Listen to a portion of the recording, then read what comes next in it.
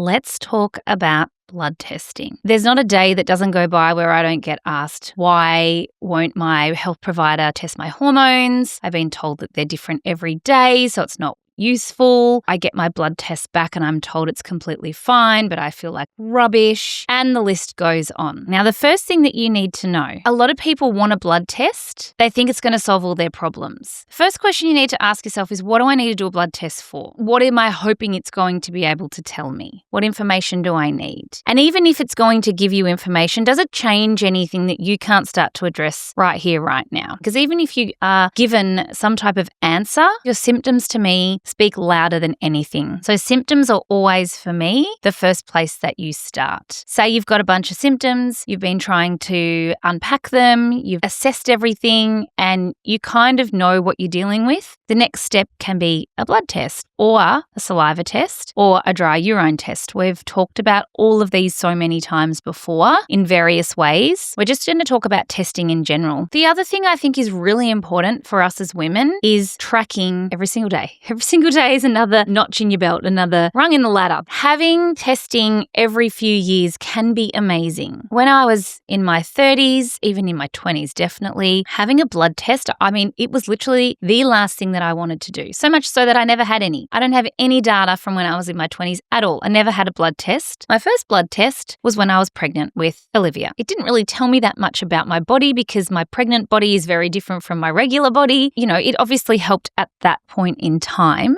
to understand my body and my pregnancy and everything that was happening. But beyond that, it's kind of useless now. Why am I telling you this? Because I think it's important to have consistent information that we can look back on and we can see what our hormones have been doing at any given time. It's also great information to hand on to your children, especially your daughters. I'm upset that I didn't really have any information until my late 30s. And of course, by the time I was in my late 30s, my hormones have changed. They're different to what they were in my 20s. Being able to just have the information, it's not for any other reason, just to have it, to compare to test results in the future, I think is another really smart reason why you might decide to go and have a blood test. Now, the issue with that is you're going to go to your doctor and you're going to say, hey, my friend, I'd like my blood tested for my hormones. You're either going to be met with one of two things. Your GP, because that's who you're going to often to get blood tests. Often it's not their arena. If you came to me and you asked me for some testing that wasn't my area of expertise, I would have a hard time interpreting that and then using that information. I might say to you, I can test all these things and I can give you the results, but it's not my wheelhouse. Fine. But that's often not what happens when you go to your GP, and that's also because your GP wants to help you and wants to give you answers, but it needs to be within their lane or scope. Your GP might say to you, there's no use testing hormones, they're different every day. Thank you. We know that. That's why we want to test them on certain days. So the first thing there, I would say, is there are specific days that you do want to do your testing on depending on what you're doing in certain circumstances. It may not be like I said, their area of expertise. They may not know exactly what to ask for. So often you think you're getting an amazing blood panel and you're just getting a standard test. I can't tell you how many times this happens, and someone will come back with no hormones tested, no thyroid test. I'm like, great, we know where your iron and your vitamin D is at. Doesn't give us a great picture when it comes to the inner workings of your body as a woman. We are on a mission to hit 4,000 subscribers in the next 30 days. I've got a stat here. 97% of you aren't actually subscribed. That's crazy. So for every follow, like, share, subscribe, that all really helps us to continue to get the guests that you want. So can you please join me in becoming one of the 4K crew? That would help me and I would love it so much. The other challenge that you might have, your doctor might put through the request, but it's actually the pathology lab that decides how much of that is being tested. So for example, you're wanting a full thyroid panel, your doctor requests a full thyroid panel, and then that gets sent to the pathology lab. The pathology lab then decide the first thing we test is TSH, thyroid stimulating hormone, and it looks fine. So we decide at that point there's no further testing needed because your TSH is fine. The problem with this is, and especially when we look towards functional medicine, is TSH isn't even actually a thyroid hormone. TSH is how much your pituitary has to signal the thyroid to work properly. So you're not even actually testing thyroid until you actually get into T3, T4, reverse T3, antibodies and the rest of it. These can be a big reason why you're told your test results are fine when you don't feel fine, because we haven't got the full picture. Also to that point, sometimes it's who's interpreting the test results. Before I get ahead of myself here, let's just come back to the pathology lab. So the pathology lab decide at what point the testing runs to, which means you may not get a full panel. It's so that people don't go back and abuse the system. The other thing that's very interesting when it comes to our pathology testing, the pathology lab decides the reference ranges. If you really think about it, okay, the majority of people being tested are either unwell or there's a reason that you're seeking testing. You're not just doing it out of curiosity. The cross-section of people, their blood work is being examined, there's a good chance that they're not very well in the first place. So the reference ranges can be questionable. And this is why when we look at conventional reference ranges and compare them to functional reference ranges, they're very different. Let's use thyroid again as the example. Now, to my best understanding, thyroid ranges were updated in 2003. Not all pathology labs have updated it and not all doctors know this. What it means is when you go and you get your TSH tested and you're told you feel fine, but you don't feel fine, here is why. So the reference ranges were updated to be something around 0.5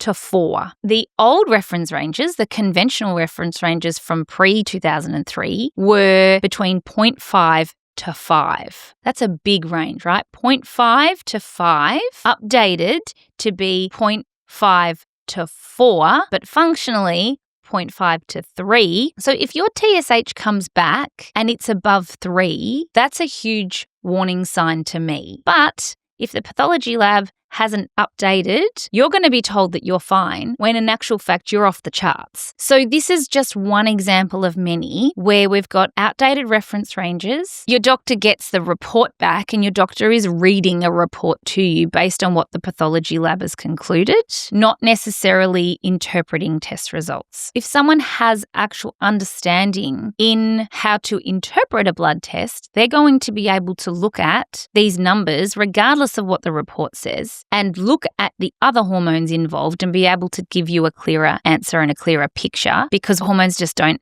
operate as a silo. And we're not all separate. They're all working together. It's like a symphony orchestra. And when it's working, it sounds fantastic. And when it's not, it sounds like absolute rubbish. And that's why you feel like rubbish. So you can start to see how many small issues there are when it comes to, firstly, getting the testing that you want. And secondly, the information that is gained and then relayed back to you. There's a lot of problems here already. Your doctor's probably asking for the right testing, but the kink there is the pathology lab. Then there's the reporting, but then there's the fact that your GP, if it's not their lane of work, they don't specialize in hormones, then they're going to be reading that report more than likely. They're not actually getting in there and interpreting it. This is why I really love for patients to invest in testing at an independent lab, which means it is out of pocket, but guys, you get what you pay for. In those tests that you request, you are going to get everything that you ask for because you're paying for it. I know some of you are sitting here going, well, that sucks. That's not fair. I get it, but it's the world that we live in. And then the next step is having the right pair of eyes on it that can look over it and can understand the different ranges and look at what that means in proportion to other hormones. We've talked about thyroid a lot here, and that probably is the one that I find patients get the biggest bum steer with, being told especially that they're fine and they don't feel fine. The thing with thyroid is every single cell in your body requires your thyroid to work properly. Because of that, the symptoms are so wide and varied and they creep up on you over a period of time. Ideally, TSH, I want to see that somewhere around 1. Now, if you're presenting and it's 3 and above, which is so common and so misunderstood, you can see why you feel like rubbish when it's actually supposed to be a lot lower, or you feel better when it is a lot lower. The other challenge is often thyroid medication is prescribed as a set and forget without even considering any of the other hormones, and that's a disaster as well. I'm hopefully starting to paint the picture here as to why we see so many challenges, why there's so many discrepancies, helping you to be able to ask some more questions when it comes to your testing and what's being provided for you. The other question that patients will often ask is, what day do I get my hormones tested?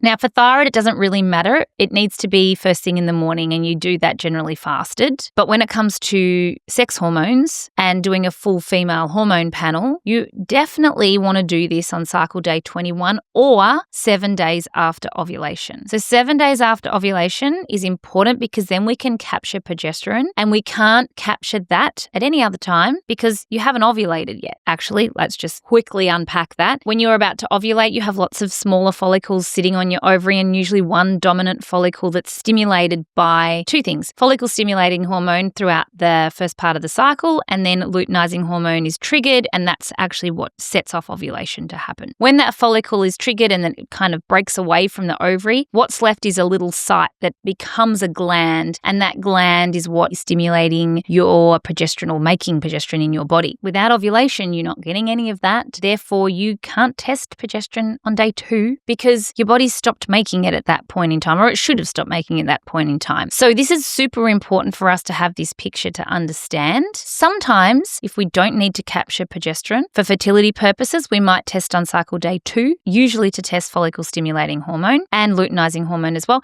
We want them to be proportionate to each other. The follicle stimulating hormone is at 4. We want to see luteinizing hormone around 4. It does go up at ovulation. I don't want to confuse anyone. Day 21 is the most ideal day for your general female hormone blood panel. Don't let anybody tell you that you can't test them. It's so lazy to suggest that because they're changing every day that there's no point in testing. That is the laziest thing I've ever heard. This is why I love having information of time gone by, because we can compare. Oh, that's my other point. You do want to create as little variables as possible. So I would actually say, even though thyroid isn't dependent on your menstrual cycle, test on the same day. Let's just say, for example, because you're already testing other hormones on day 21, maybe consistently do your thyroid testing on day 21. I encourage you to use the same pathology lab. I encourage you to do it at the same time. Really try and mimic the exact same environment each time so that you actually have less variables and there's less questions that we can kind of go, oh, is that a result of X, Y, or Z? And there is other testing, a dry urine test or a Dutch test for hormones, which can be really great. It is expensive. That's the one thing. Whilst it gives you a more complete picture and can tell you a lot more about what's happening, often for patients, especially if we need to test frequently, I will start with a blood test. Now, that's not necessarily a popular opinion against my colleagues, but because I am so driven by symptoms, I kind of don't mind using the blood test. It does generally give me everything that I need. If you want to do deeper testing, the Dutch test is a great idea, but it's not a starting point for me. I'd rather you spend time and energy on doing the right things: lifestyle, nutrition, supplements, acupuncture. I would rather you spend that money there, because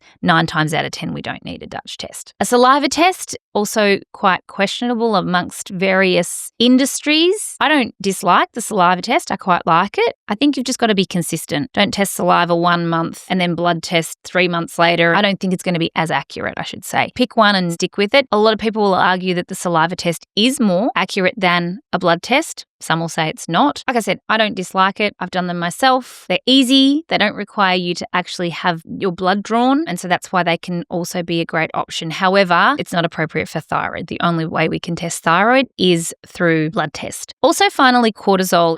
Should I say it's misunderstood. You can't just take a snapshot of cortisol and then be able to know what someone's cortisol is doing. This is where a Dutch test can be very useful, because it will test cortisol over the course of a 24-hour period, not just once when that blood test's taken. So if you're testing it with blood tests, you're only taking that at one point of the day, unless you were to test across 4 times of the day. But I don't know who's lining up for a blood test 4 times in a 24-hour period unless you really, really have to. The Dutch test can be great to look at what your cortisol is doing over the course of a 24-hour period and really give you an accurate window into what is actually happening for you. I'm really excited that we're offering more scope with testing in the membership, actually, as something that you might have heard us talk about at the end of every episode. We talk about the membership, but the membership really is a place to land, and we're starting now to roll out testing in the membership, which means that you can get the answers that you've been looking for, or at least the test results that you've been looking for, and hopefully I can guide you through in finding the answers that you need when it comes to interpreting your blood tests. So just something to think about if you are keen to get blood testing done independently. It's something that we now offer in the membership. It's not the only thing you get in the membership. You also get access to all of the masterclasses, 20% off supplements, access to the Nat Chat, which I sit in there and I chat with you, and of course live Q&As and the amazing community. So if you do have more questions, absolutely feel free to ask me when it comes to testing, because I do think women are frustrated.